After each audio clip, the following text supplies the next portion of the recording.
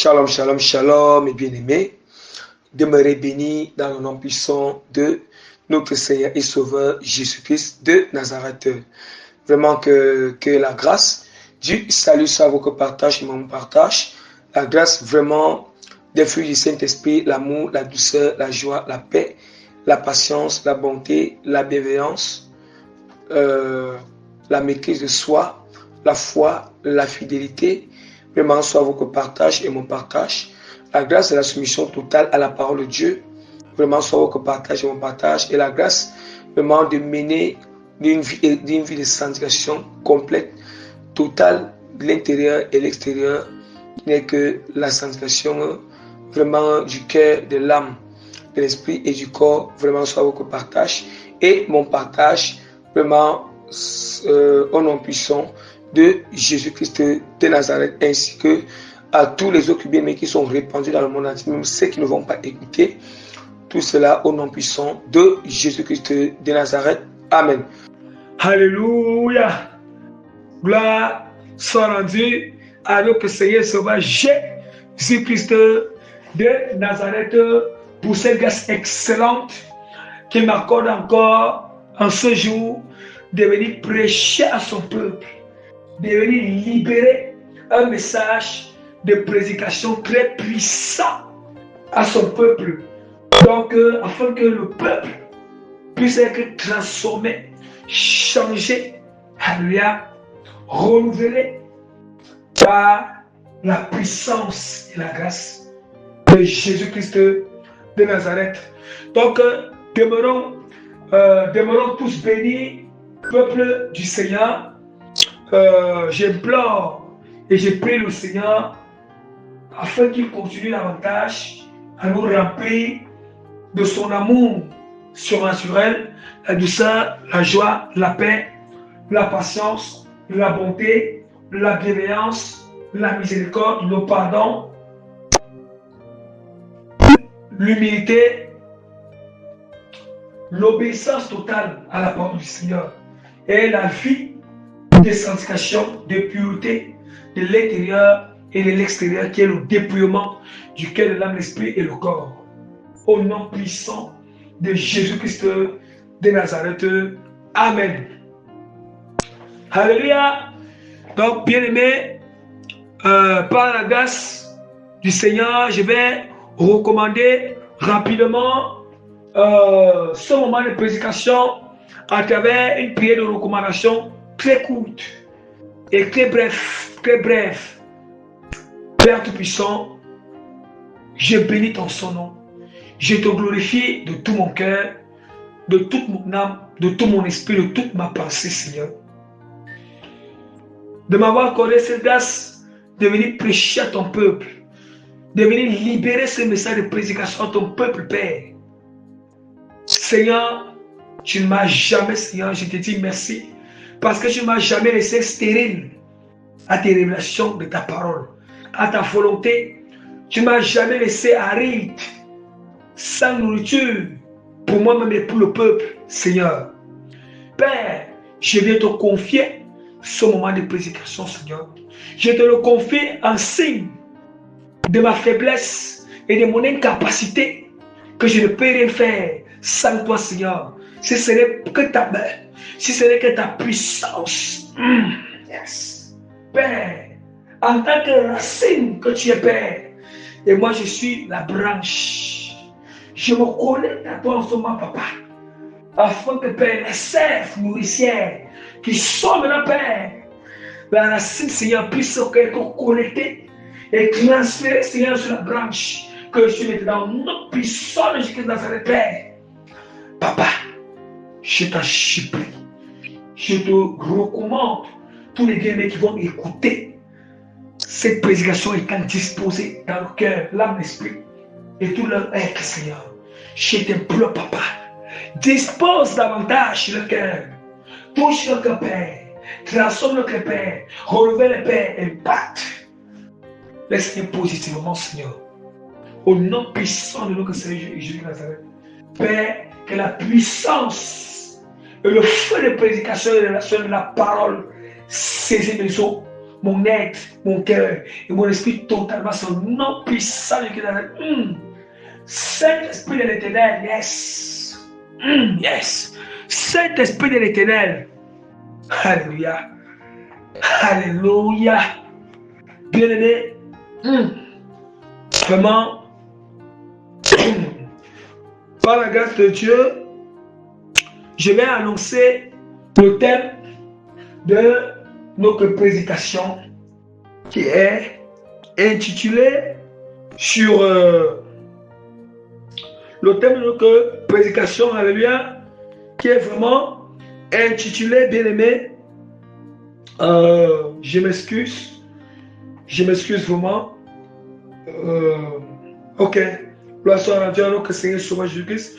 Donc, par la grâce que l'Éternel m'accorde, je vais rapidement annoncer le thème de notre prédication qui est intitulé sur n'excitant pas la jalousie de Dieu, de peur qu'il excite la nôtre, de peur qu'il excite en retour la nôtre à travers celui qu'on ne s'attend pas. Je répète encore, le thème de notre prédication est intitulé sur n'excitons pas la jalousie de Dieu de peur qu'il excite en retour la nôtre à travers celui qu'on ne s'attendait pas. Alléluia. Que toute la gloire revienne à notre Seigneur Sauveur Jésus-Christ de Nazareth. Bien-aimé, en fait, c'est vrai qu'on va s'appuyer sur la parole tout à l'heure, mais je vais essayer donc d'introduire notre thème, d'expliquer certaines choses. Lorsque nous avons commencé à lire la parole, on constatera que ça soutient, ça confirme, et cela est vivant et efficace. Oui, cette parole et puis ses explications. Bien-aimé, regardez, qu'est-ce qui signifie exciter? Exciter la jalousie de Dieu signifie quoi? Exciter la jalousie du Seigneur, c'est lorsque notre cœur se détourne de Dieu pour se tourner vers des choses du monde, pour se tourner vers l'amour des choses du monde. Ça peut être quoi? L'amour de l'argent, l'amour des musiques, les chansons du monde, les séries du monde. Ça peut être l'amour idolâtre des membres de nos familles. Ça peut être l'amour, en fait, tout ce qui est dans le monde.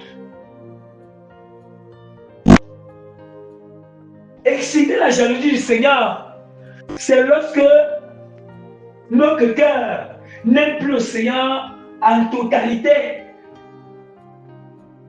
C'est vrai? Ouais. Lorsque notre cœur n'aime plus Dieu en totalité. Mais là, l'amour qu'on avait pour le Seigneur, il a départagé. Ça veut dire que j'aime bien certaines choses. J'aime bien le Seigneur en moitié ou bien en quart. Et le reste du cœur, j'aime déjà d'autres choses. À la place de là où il y avait l'amour du Seigneur, à la place de là où Dieu occupait dans mon cœur, à la place de là où vraiment la parole de Dieu occupait dans mon cœur, maintenant je me suis détourné. J'ai offert mon cœur à la place. J'ai offert mon cœur à d'autres choses du monde. Vous voyez? J'ai fait mon cœur à d'autres choses du monde. Je fais mon cœur à la désobéissance, des choses qui sont contraires à la parole. J'ai offert mon cœur. Oui. Du fait que j'ai offert mon cœur, l'idolâtrie des choses du monde, l'amour du monde, les choses du monde, ça veut dire que là j'ai fait alliance avec les démons, alliance avec l'esprit impur. Et du coup, Dieu est jaloux. On a excité la jalousie, Seigneur. Donc, d'une manière très brève, pour résumer, exciter la jalousie, Seigneur, veut dire quoi? C'est lorsqu'on s'est C'est lorsqu'on est retourné dans les fourmis. C'est lorsqu'on s'est détourné la parole. C'est lorsque on s'est détourné la parole, on est retourné dans les fourmis. Ce qu'on obéissait Dieu auparavant, on a abandonné pour aller obéir à d'autres choses. Oui. À d'autres choses. Bien aimé. Et maintenant, c'est quoi maintenant? Qu'est-ce qui signifie que Dieu excite notre jalousie? Alléluia. Ça veut dire que si on excite la jalousie du Seigneur, Dieu va s'exciter notre jalousie. Yes. C'est comme ça. Avec Dieu là, le Seigneur est très clair. C'est lui qui tue par l'épée, même par l'épée. Oui, on excite la jalousie de Dieu. Dieu excite aussi notre jalousie en retour. Oui, la parole de Dieu est très claire. Ce que tu ne veux pas que ton péché te fait, ne le fais pas à ton péché. C'est la même manière. On fait comme ça à Dieu. Dieu va aussi nous faire. C'est comme ça, bien. C'est comme ça. Ah oui. Ah oui, bien aimé.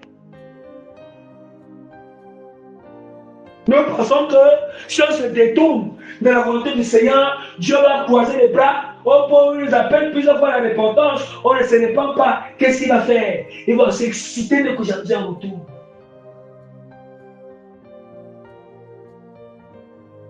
Qu'est-ce que c'est que Dieu excite la jalousie? Dieu excite la jalousie. Elle excite la jalousie de mettre un élément au-dessus de toi, celui que tu ne t'attendais pas. Tu entends? Dieu excite la jalousie. Bien-aimé. Tout ce qu'il devait faire du bien, il ne le fait plus. Dieu excite la jalousie. La place où il t'a donné. Et puis, comme il t'a amené à la répartir, tu n'es pas réparti, il te change par une autre personne. Yes, ça fait mal. Et la jalousie est là. C'est comme ça. C'est comme ça parce qu'on a excité la jalousie ici. Parce qu'à la place de là où il y avait la parole du Seigneur dans nos cœurs, à la place de là où il y avait la volonté de dans notre cœur, à la place de là où il y avait l'amour du Seigneur dans notre cœur, on a remplacé ça par le péché. On a remplacé ça par l'amour des choses du monde. On a remplacé ça par l'amour de l'argent. Yes, on excite la jalousie du Seigneur. Ah oui, Dieu excite aussi nos poumons. Bien aimé, quand nous allons entrer dans la profondeur, le cas particulier. Là, on appelle ça le cas particulier et on va toucher avec la parole. Pour que ce que je viens d'expliquer, ça confirme. Allons-y, bien-aimés. Allons-y.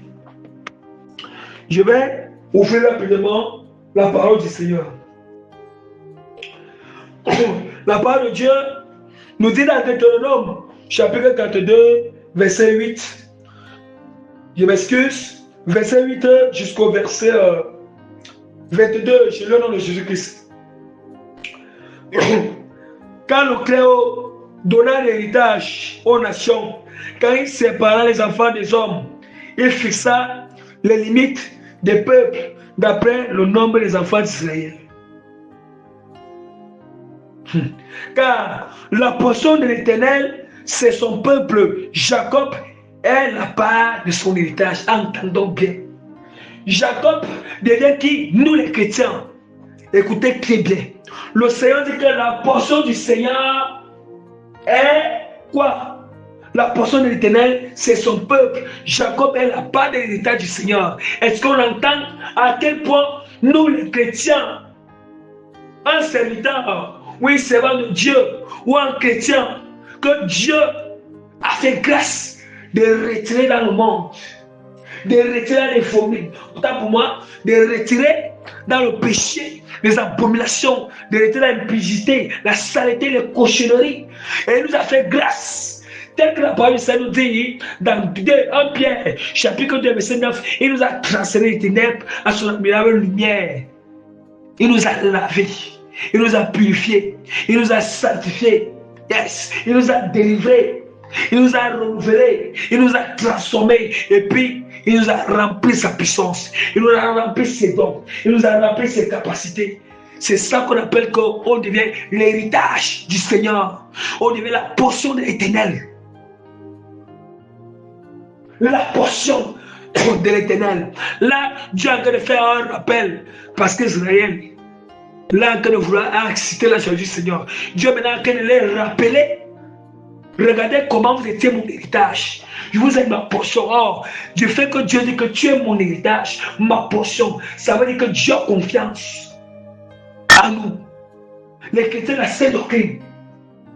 Un chrétien que Dieu, il l'a appelé dit, il a couvé dans une contrée déserte, dans une solitude aux effroyables, hurlements, et il a entouré, il en a pris soin, il a gardé comme une prunelle à sommeiller. Est-ce qu'on entend? Dieu nous a pris où? Il dit qu'il a trouvé dans une contrée déserte. Quand on était dans le monde bien-aimé, on ne voulait pas produire le fruit du Seigneur. On était tellement désert. On était stérile de tout ce qui est de la volonté du Seigneur. On était stérile de tout ce qui est la manifestation des dons de Dieu. On était stérile, bien-aimé, des fruits du Seigneur. Des fruits de Dieu. On était désert. Dans une solitude. Aux effroyables hurlements. Il a entouré, en a pris, il en a pris soin. Il a gardé comme la prunelle à son œil. Dieu nous a gardés. Pareil à l'aigle qui éveille sa couvée, voltige sur ses petits, déploie les ailes, les prend, les porte sur les plumes. Dieu nous porte sur les plumes comme l'aigle. L'aigle portait ses petits sur ses plumes. Est-ce qu'on entend? Il a pris soin, il nous porte, il a pris du temps à nous porter. Et puis la parole dit que l'Éternel seul a conduit son peuple. Il y avait avec lui aucun Dieu étranger. Entendons bien. Entendons ce que Dieu t'a retiré dans le monde. Tu es passé par le brisement. Dieu t'a brisé.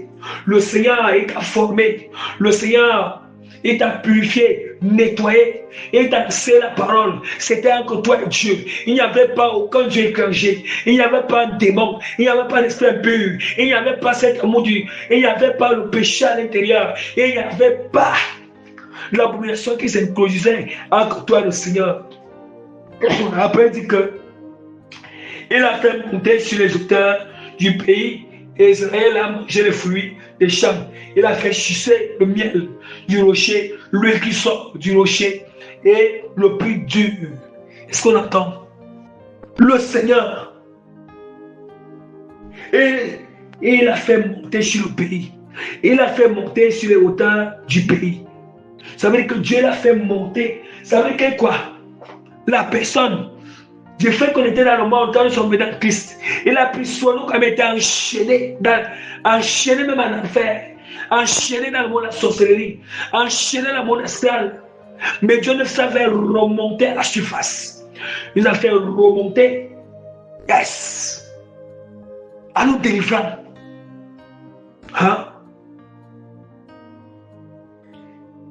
Il est très clair. Et Israël a mangé les fruits des champs. On a mangé les fruits des champs du Seigneur. C'est quoi? On a mangé la sainte doctrine. Attends d'abord, manger les fruits du sang. Il a fait sucer le miel du rocher. Oh, le rocher, c'est quoi? C'est Jésus. Le rocher, c'est la parole. Ça veut dire que du fait, on mettait la parole de Dieu, nous a fait grâce de mettre sa parole en pratique. On a commencé à voir les bienfaits de la parole. On a vu ses bienfaits, les bienfaits de la parole. Vous voyez, nous avons vu les bienfaits de la parole. On a vu comment Dieu se manifestait. On a reçu le Saint-Esprit. On a baissé la parole. C'est ça. Dieu a manifesté ses dons. Dieu nous a remplis. On appelle ça, on a sucé. C'est ça qui s'est fait. On a sucé, bien aimé, le miel qui sort du rocher.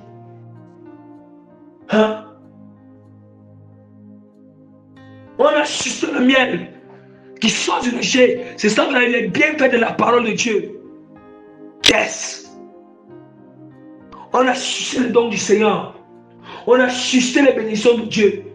On a sucé les bienfaits de la parole.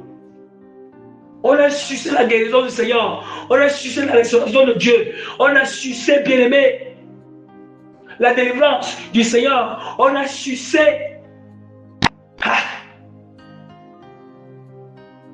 le renouvellement de Dieu. On a sucé la transformation de Dieu. Oui. On a sucé les révélations du Seigneur. On a sucé les promesses de Dieu. On a sucé les exaucements des prières, de nos prières, que Dieu nous a exaucés. On a sucé.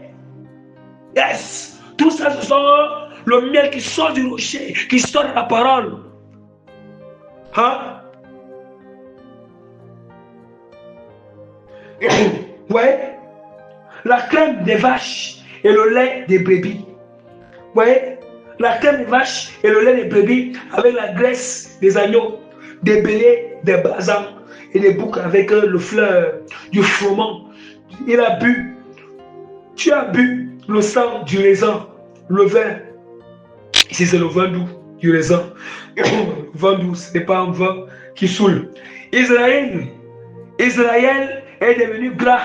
Il a régébé, il est devenu gras. Ça veut dire que tellement que Dieu nous a remplis, on est devenu gras. Gras, ça veut dire que, voyez, ça veut dire que notre âme est devenue grasse spirituellement. Yes. Parce qu'on a tellement sucé les bienfaits du Seigneur. Et puis à la fin de toutes choses, parce que Dieu, il nous a accordé la grâce, il nous a élevé spirituellement, il nous a élevé spirituellement et puissamment. Puissamment dans le don de guérison, puissamment dans la délivrance, puissamment dans la parole de connaissance, puissamment dans les prophéties, puissamment dans les révélations, puissamment dans les paroles de l'évangélisation, dans l'évangélisation. Dieu nous a élevés puissamment, spirituellement. Ou bien encore, matériellement aussi, s'il le veut. Et puis il dit quoi? Et puis il dit que Isaïe est devenu gras et il a régébé. Tu es devenu gras, épais et replet. Et il a abandonné Dieu. Et après, regardez comment Dieu a pu rappeler ces choses. Après avoir que Dieu a tout fait. Et puis, maintenant, on abandonne le Seigneur. Est-ce qu'on entend? Quelle est gratitude. Dieu a pu regarder ce que Dieu a pu nous compter. Il a en train de citer. Il a en train de rappeler tout ce qu'il a fait. Et il nous a pris où? Il commence là où il nous a pris. Il commence là où il nous a pris. Comment il nous a là? Comment? Et bien aimé. Et puis à la fin, il dit que tu es devenu, Israël est devenu gras. Il a réchébé. Tu es devenu gras, épais et replet. Et il a abandonné Dieu. Il est devenu gras, épais et replet. Ça veut dire que là maintenant, tellement qu'il a été, il a reçu tout ce qu'il devait recevoir du Seigneur. Il a que de jouir les bienfaits du Seigneur, les révélations, les bénédictions du Seigneur. Et puis il abandonne. Il a abandonné Dieu, son Créateur. Il a méprisé le rocher de son salut.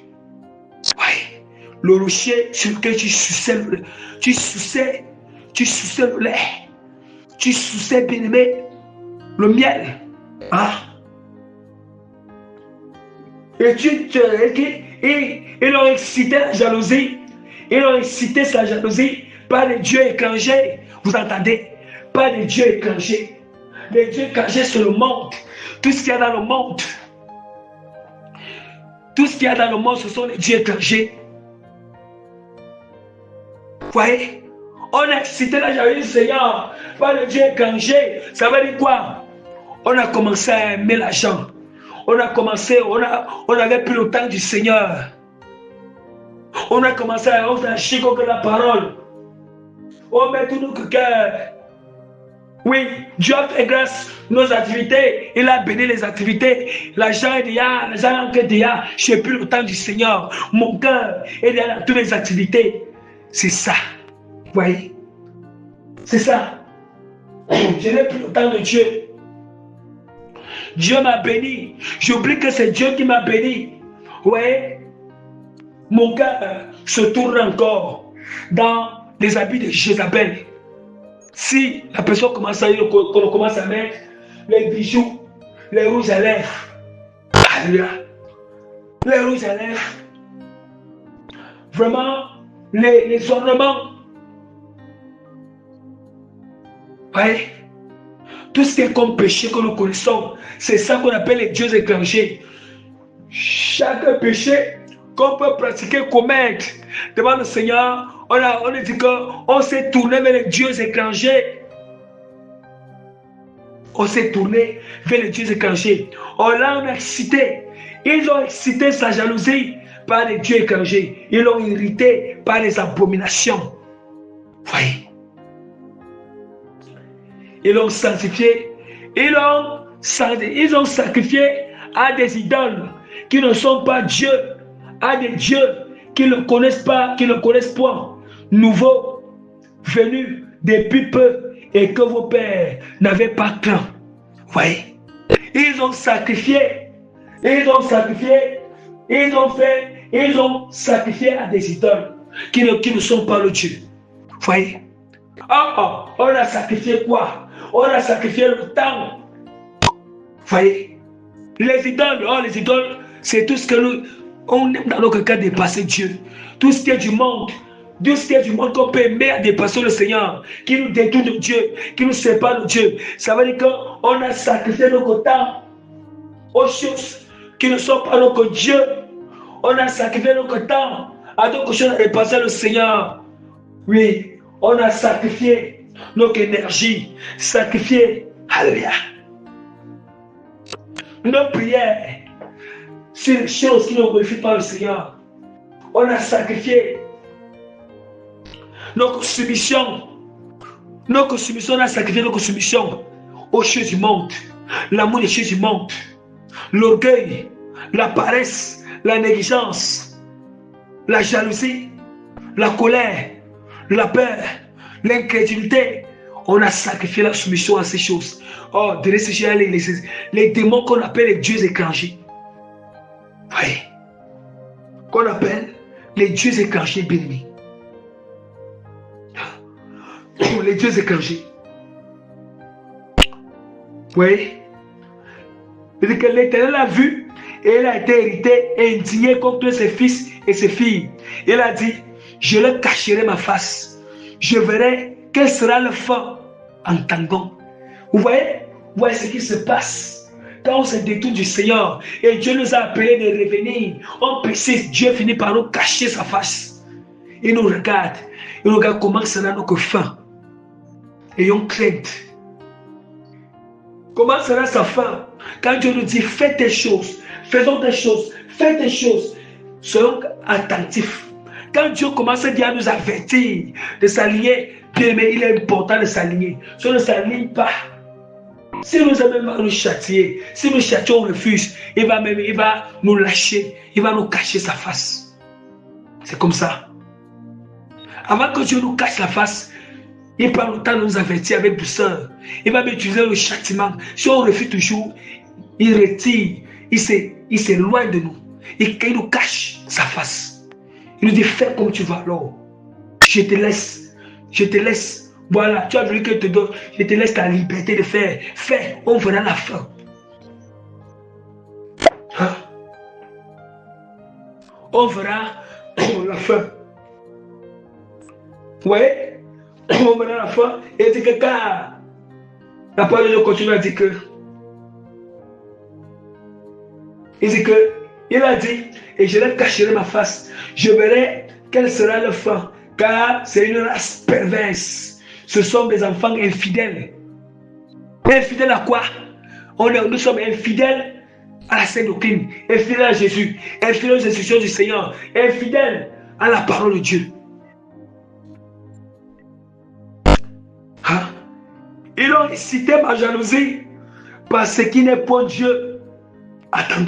Entendons bien. Et ils m'ont hérité par leur vaine idole. Et moi, j'exciterai la jalousie par ce qui n'est pas un peuple. Yes! J'exciterai la jalousie par ce qui n'est pas un peuple. Et je les hériterai par une nation insensée. Oui, entendons très bien. Ça veut dire que pourquoi Dieu excite le jalousie? Parce que Dieu utilisait seulement Israël. À ce moment, Israël était l'élu de Dieu. Dieu s'était seulement révélé à Israël physique en ce temps-là. Les nations ne connaissaient pas encore Dieu. Maintenant, Dieu dit qu'il va exciter la jalousie parce qu'il va aussi se révéler aux nations. Yes! Ça, c'était pour la venue de Jésus-Christ. Il va aussi se révéler aux nations. Il va aussi sauver les nations. C'était une manière qui va exciter la jalousie. Parce qu'ils étaient habitués que c'est Dieu. Dieu s'était seulement révélé à eux, Israël physique.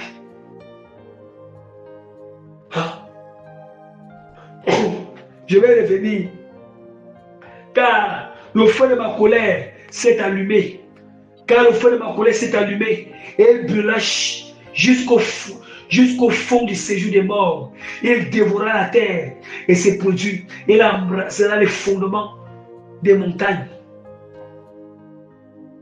Voyez. Le feu de ma colère s'est allumé. Il brûla jusqu'au fond du séjour des morts. Voyez. Ça, c'est lorsque Dieu a averti. Châtier, la personne ne veut pas. Vous voyez? Regardez très bien. La parole du Seigneur, où il dit qu'il va exciter Israël par une nation, par un peuple. Un peuple qui ne connaît pas Dieu. Et une nation insensée. Regardez maintenant, voici ça qui arrive ici. D'où maintenant, je vais laisser passer pour mieux expliquer. La parole du Seigneur nous dit dans Romains chapitre 1, verset 15 à 14. Je vous le dis, vous païens, en tant que je suis apôtre des païens, je glorifie mon ministère, afin que s'il est possible d'exciter la jalousie de cette race et d'en vous sauver quelques-uns. Vous voyez? Parce que quand l'apôtre Paul, il est en train de prêcher aux Israéliens, aux Israélites, Jésus-Christ les a prêchés, ils ont rejeté Jésus, ils ont rejeté les apôtres. Maintenant, ils ont secoué, quelques-uns seulement ont cru. Mais le but, c'était que tous ils doivent croire. Et quelques-uns, ils ont rejeté la majorité, ils ont rejeté les apôtres, rejeté la parole de Jésus, rejeté l'évangile de Jésus, rejeté Jésus-Christ. Ils ont secoué la poussière. Ils ont secoué les pieds, la poussière. Et puis, l'apôtre Paul dit que maintenant, je m'en vais chez les païens. Je m'en vais maintenant chez les païens. Et c'est d'où maintenant aujourd'hui. On va chez les païens. Or, c'était une manière que c'était Dieu est en train d'accomplir. La prophétie dit qu'il va exciter. Le peuple d'Israël va exciter la jalousie. Aujourd'hui, nous allons voir comment Dieu est en train d'utiliser puissamment les nations. Israël même, quand on arrive en Israël, il y a une minorité qui croit en Jésus-Christ. Eux tous, ils sont encore dans le judaïsme. Ils sont encore dans le judaïsme. Ils sont dans la confusion. Dans la confusion. Ils sont encore dans le judaïsme. Vous voyez? Or, regardez, il faut comment les nations parlent de Jésus. Les nations sont utilisées puissamment par Dieu. Ils sont étonnés. Vous voyez? Vous voyez? Et c'est d'où maintenant, Jésus-Christ lui-même, il a encore dit dans Matthieu chapitre, Luc chapitre 13, verset, Luc chapitre 13, vraiment, verset, je m'excuse,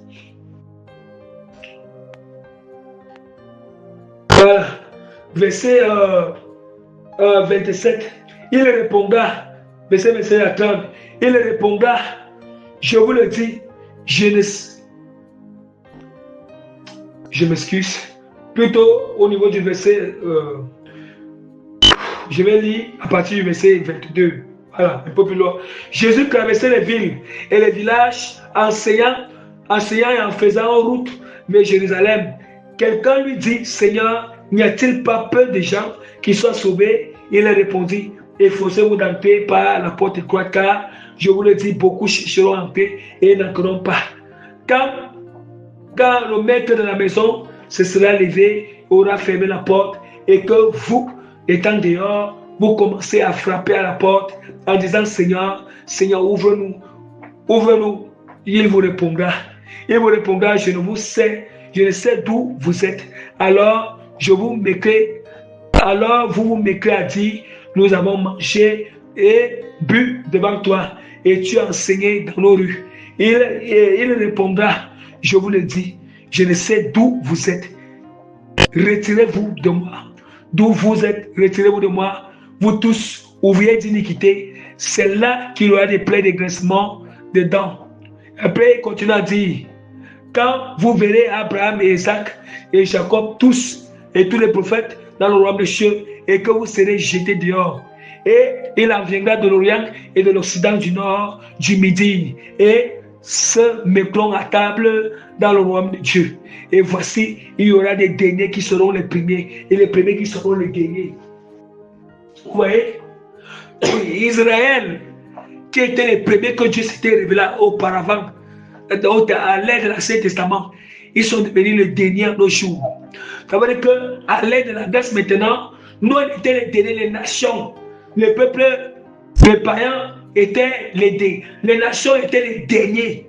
Parce que Dieu s'était d'abord révélé premièrement à Israël. Maintenant, les nations sont devenues les premiers maintenant. Et même dans le moment de l'église, ce sont d'abord les nations qui sont l'église des nations qui sera d'abord enlevée. Or, les Juifs vont traverser les 7 ans de tribulation. Ouais, c'est comme ça que Dieu excite la jalousie. Et ça, c'était pour expliquer dans le sens entre Israël, comment Dieu a excité la jalousie d'Israël physique et les nations, l'église des nations. Vous voyez? Or, les nations qui ne connaissaient pas Dieu, les nations, vraiment, Dieu ne s'est pas d'abord révélé aux nations à l'ère de la loi, à l'ère de l'Ancien Testament. C'était Israël qui était un peuple élu parmi tous les peuples du monde entier. Vous voyez? D'où maintenant ça excitait la jalousie parce qu'ils ne s'attendaient pas à cause de leur désobéissance. On va prendre les cas pratiques. Nous allons prendre quelques cas pratiques. Regardez très bien ce qui se passe. Je vais prendre l'exemple. Regardez ce qui se passe. Le Seigneur choisit Saül. Et lorsque Dieu choisit Saül, lorsque le Seigneur, bien aimé, je vais juste donner les références. Je ne vais pas lire pour gagner un temps. Et puis je vais expliquer. 1 Samuel, chapitre 15, verset 18 à 22, dans lequel je vous appelle à méditer dessus. Je vais expliquer les choses. Et puis 1 Samuel, chapitre 15, autant pour 1 Samuel, chapitre 18, verset 6 à 16. Je vais expliquer. Le Seigneur choisit d'abord Saül. Quand il a choisi Saül, Dieu il donne les instructions à Saül. Saül il avait d'abord désobéi la première fois. Dieu lui donne encore aucune instruction à travers le prophète Samuel. Il désobéit encore. Vous voyez? Parce que quoi? Le cas de Saül, il donne les raisons pourquoi il avait désobéi. Et là-bas, Dieu avait dit qu'il doit dévouer par interdit tous les animaux et toutes les personnes d'Amalek. Mais Saül n'a pas dévoué par interdit. Son cœur s'est détourné de la parole. Il a aimé, il a enlevé quelques animaux, quelques brebis, quelques animaux. Et puis, il a gardé Agag, le roi Agag. Ça veut dire que Saül, son cœur s'était détourné du Seigneur et son cœur s'était attaché à la nourriture, attaché aux vanités. Aux vanités, il a dit que non, si je dévoue ceci par intérêt, ça peut m'aider. Le cœur est parti sur ça. Et Dieu a rejeté Saül. Et vous savez ce qui s'est passé? Vous savez comment Dieu a excité la jalousie de Saül? Hein? Dieu a excité la jalousie de Saül parce que Saül avait d'abord excité la jalousie de Dieu. Et Dieu a excité la jalousie de Saül en le remplaçant par David. Regardez comment est-ce que la jalousie de Saül était soit excitée. On dit que, regardez, je vais lire. Écoutez très bien comment Dieu a en train de remplacer, comment Dieu a en train d'exciter la jalousie de Saül. Et écoutons très bien. Écoutons bien. Je lis la parole du Seigneur, je lis la parole de Dieu dans 1 Samuel. 1 Samuel chapitre 18 verset 6. On dit que comme il revenait lors du retour de David, après qu'il eut tué le Philistin, les femmes, voilà. On dit quoi? Écoutons bien comment Dieu excite la jalousie de Saül, parce que Saül avait excité la jalousie du Seigneur. Les femmes sortaient de toutes les villes d'Israël au-devant du roi Saül, en chantant, en dansant au son des tambourins et des triangles, et en poussant des cris de joie. Les femmes qui chantaient se répondaient les unes des autres en disant: Saül a frappé ses 1000 et David ses 10 000. Voilà comment Dieu excite la jalousie de Saül. Est-ce qu'on entend? C'est Dieu qui a suscité les femmes. Les femmes, afin, parce que Dieu avait remplacé Saül longtemps par David. Bien que Saül était encore roi, mais David était roi. Mais David était encore le serviteur de Saül. Il n'était que son simple serviteur. David n'avait même pas encore, il n'avait pas encore été élevé par Dieu. Il était encore simple berger.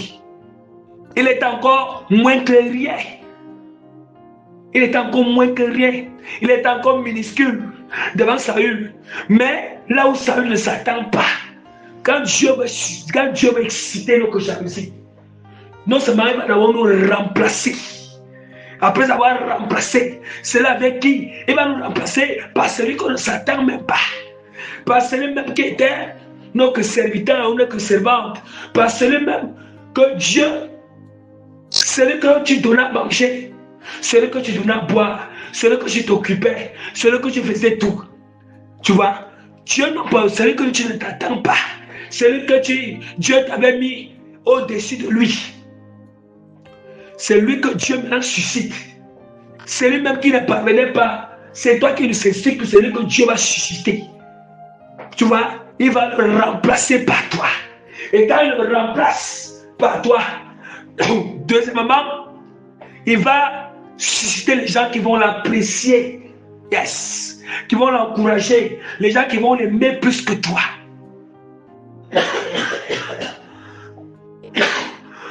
Les gens qui vont l'aimer plus que toi. Et puis encore, les gens vont le faire devant ta face et devant toi. Et deuxièmement, la présence du Seigneur ne sera plus avec toi, mais la présence de Dieu sera sur la personne. Et tu vas voir, la manière que Dieu t'utilise, ça va dire, la manière que Dieu utilise la personne sera puissamment à dépasser toi, à te dépasser. Ah oui. Peuple du Seigneur, je m'excuse. Vraiment, depuis la semaine-ci, ma voix est partie. Vous voyez? Vous voyez? À dépasser. Ah oui. Voilà comment Dieu fait. Le Seigneur a fait la même chose. On dit que, regardez comment Dieu excite la jalousie de Saül. Et puis la parole continue à dire, on dit quoi? On dit mais Saül fut très irrité. On dit que les femmes, voilà, Saül fut très irrité. Et cela lui déplut. Il dit, on en donne 10 000 à David. Et c'est à moi que l'on donne les 1000. Il ne lui manque plus que la vérité. Et Saül regarda David d'un mauvais œil à partir de ce jour et dans la chute. Vous entendez? On dit que le lendemain, le mauvais esprit de Dieu saisit Saül, qui est c'est Saül qui a eu des transports au milieu de la maison. David jouait comme des autres jours. Et Saül avait sa lance à la main. Saül leva la lance et disant lui-même, je frapperai David contre la paroi. Mais David se détourna de lui 2 fois. On dit que Saül craignait la présence de David parce que l'Éternel était avec David et s'était retiré de lui. Dieu s'était retiré de Saül. Mais faisons très attention. On dit quoi? On dit qu'il s'éloigna de sa personne et il établit chef de 1000. David sortait et rentra à la tête du peuple. Il réussissait dans toutes ses entreprises et l'Éternel était avec lui. Saül voyant qu'il réussissait toujours, avait peur de lui, mais tout Israël et Juda aimaient David parce qu'il sortait en craie à leur tête. Est-ce qu'on entend? Est-ce qu'on entend comment Dieu excite la jalousie?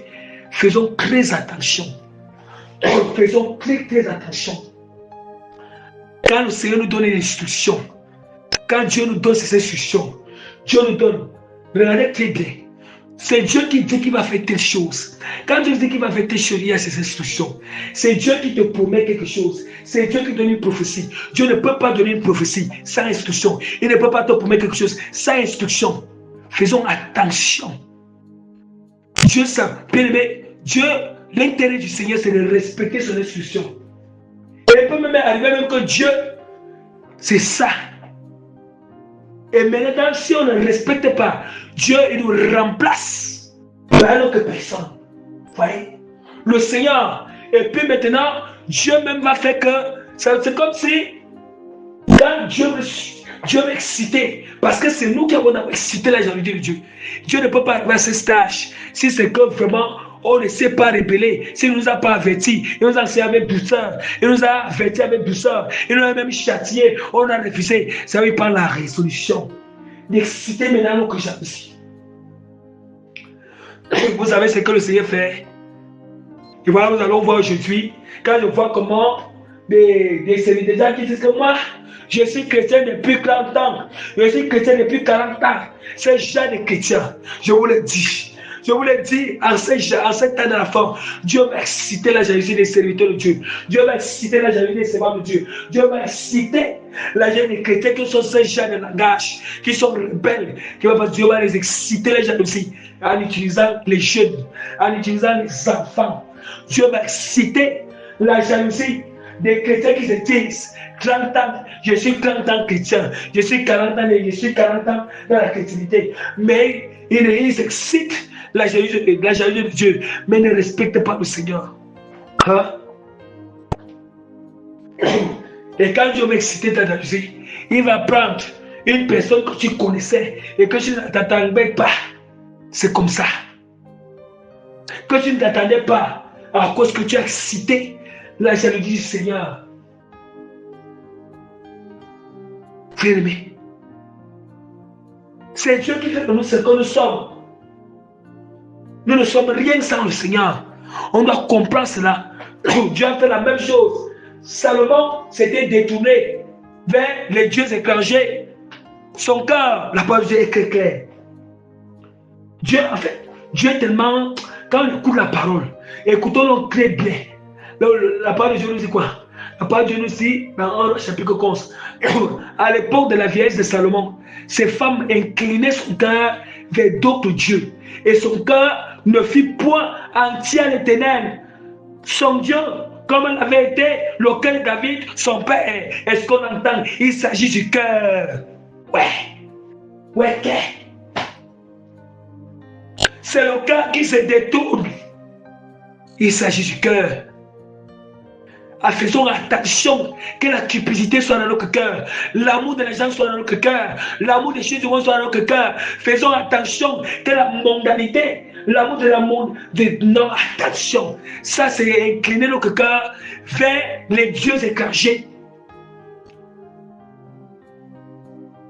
Les dieux étrangers, les démons qui sont derrière ces choses. Attention, n'inclinons pas notre cœur. Ne nous plaisons pas. Ne nous plaisons pas dans le mensonge. On a qu'à incliner notre cœur aux dieux étrangers. Ne nous plaisons pas dans la négligence de la tâche que Dieu nous a confiée. On a qu'à incliner notre cœur aux esprits de négligence. Oui, on excite Dieu en même temps. Ne nous plaisons pas dans la paresse. On a qu'à incliner notre cœur à la paresse. Les démons de paresse. Ne nous inclinons pas. Oui. Ne nous inclinons pas, bien-aimés, à la colère, l'emportement. Ne nous inclinons pas. Ne nous inclinons pas à l'infidélité. Ne nous inclinons pas, bien-aimés, à la mondanité. Sinon, on n'a qu'à exciter la jalousie de Dieu. Et Dieu va exciter notre jalousie en retour. Et Dieu utilise encore qui? Le serviteur de Salomon. Le serviteur de Salomon, afin d'exciter la jalousie de Salomon. On dit que Dieu, la parole du Seigneur, regardez très bien comment Dieu excite la jalousie de Salomon. On dit maintenant, Dieu il dit que, alors, Salomon, on dit que, à l'époque de la vieillesse de Salomon, on dit que Dieu a dit, Salomon a la paix à sa tête, divinité des Sidoniens, tout, tant. Salomon fit ce qui est mal aux yeux de l'Éternel, et il ne suivit pas pleinement l'Éternel, comme David son père. Alors, Salomon bâtit sur la montagne, et sur la montagne qui est en face, Jérusalem en haut, lieu de Kémosh. Le lieu pour Kémosh, l'abomination de Moab, pour Moloch, l'abomination des fils d'Amon. Et il fit ainsi pour toutes les femmes étrangères qui offraient des parfums, des sacrifices de leur Dieu.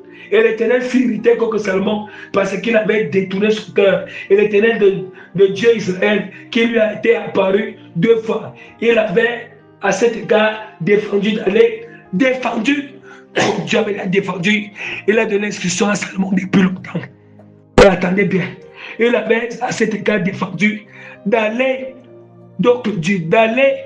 après donc Dieu, mais Salomon observa point les ordres de l'Éternel.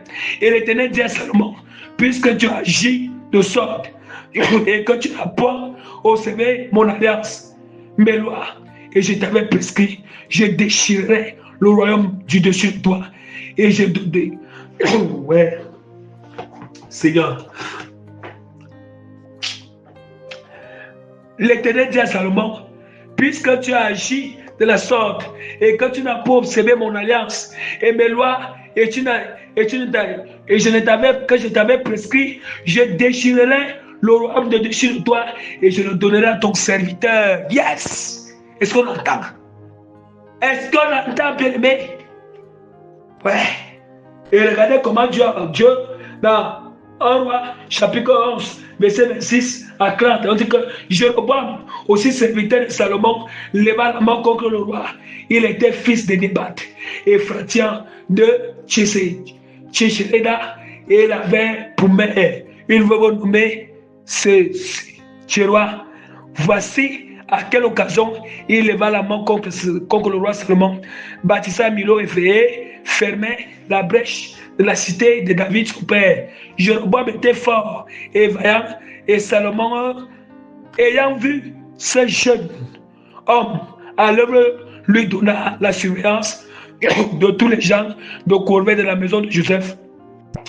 Dans ce temps-là, Jéroboam, étant sorti de Jérusalem, fut rencontré en chemin par le prophète Achija de Silo, revêtu d'un manteau neuf. Ils étaient tous deux seuls dans les champs. Seuls dans les champs. On dit que Achija saisit le manteau neuf qu'il avait sur lui, le déchira 12 morceaux et dit à Jéroboam, prends pour toi 10 morceaux, car ainsi parle l'Éternel, le Dieu d'Israël. Voici, je vais arracher le royaume de la main de Salomon et je te donnerai 10 tribus. Mais il aura une tribu à cause de mon serviteur David et à cause de Jérusalem, la ville que j'ai choisie pour toutes les tribus d'Israël. Est-ce qu'on entend? Vous entendez? C'est la même manière. Dieu aussi avait maintenant remplacé Akab. Dieu avait choisi Jéhu pour remplacer Akab. Vous voyez aussi, Jéhu était le serviteur d'Akab. Donc, vous pouvez continuer la lecture dans les autres passages bibliques. Il y a 2 Rois chapitre 10, verset 40 et 2 Rois chapitre 9, verset 1, verset 11. En ce qui concerne comment ça s'est passé avec Akab et Jéhu. La même manière. Donc, il y a ce qui s'est passé avec Saül et David, c'est ce qui s'est passé avec Salomon et Jéroboam, et ce qui s'est passé avec Akab et Jéhu.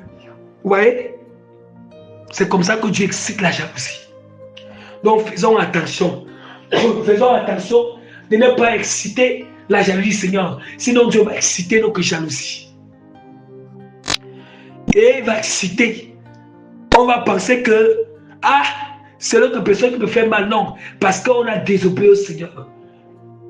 Parce qu'on doit s'examiner. On a désobéi. On n'a pas écouté les instructions du Seigneur.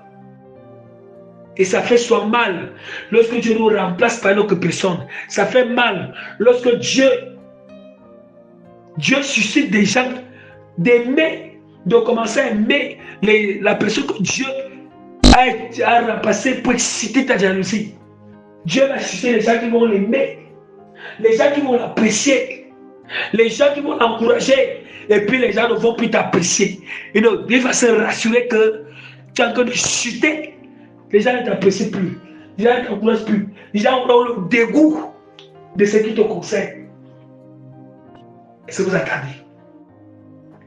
Au lieu que ce qu'on doit faire, c'est de revenir au Seigneur, se repentir. Ça va plutôt amener la personne à être dans l'amertume, à faire des problèmes, à avoir le mal partout, au lieu de se repentir.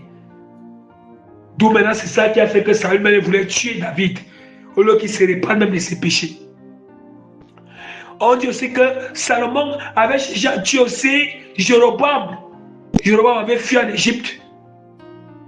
Parce que Salomon savait que Dieu est en train de susciter Jéroboam parce que Jéroboam va prendre une partie du royaume. Salomon a cherché à tuer Jéroboam. Voyez.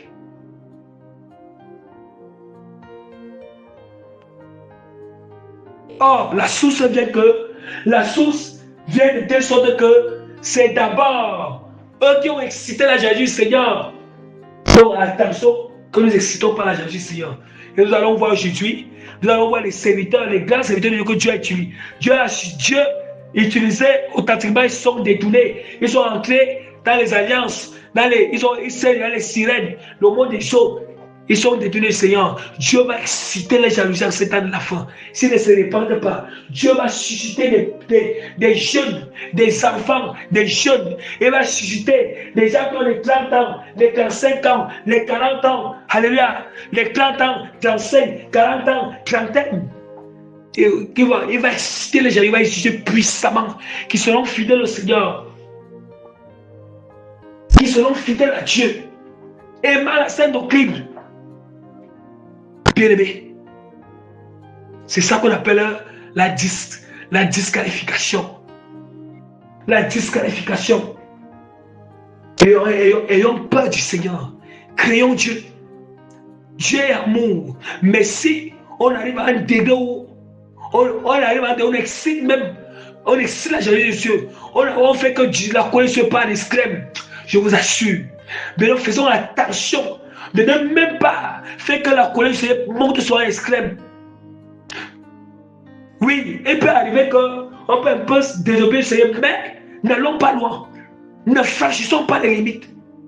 Sinon, si Dieu, sa colère monte en extrême, si sa jalousie excite en extrême, je vous assure, bien aimé, je t'assure, même si c'est comme tu vas encore te repentir, tu auras eu les séquelles.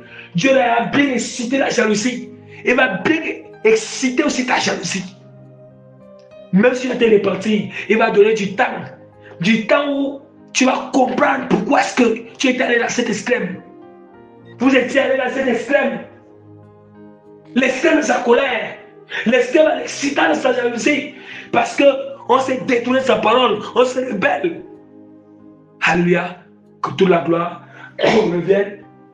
Alors que le Seigneur Sauveur Jésus-Christ de Nazareth, par la grâce du Seigneur, je mets le sceau du Saint-Esprit sur cette prédication. Je mets les cachets des témoins du Saint-Esprit et je mets davantage la signature authentique de l'autorité, de partation, de transformation, de changement dans les cœurs à l'esprit qui sont disposés au nom puissant de Jésus-Christ de Nazareth. Amen.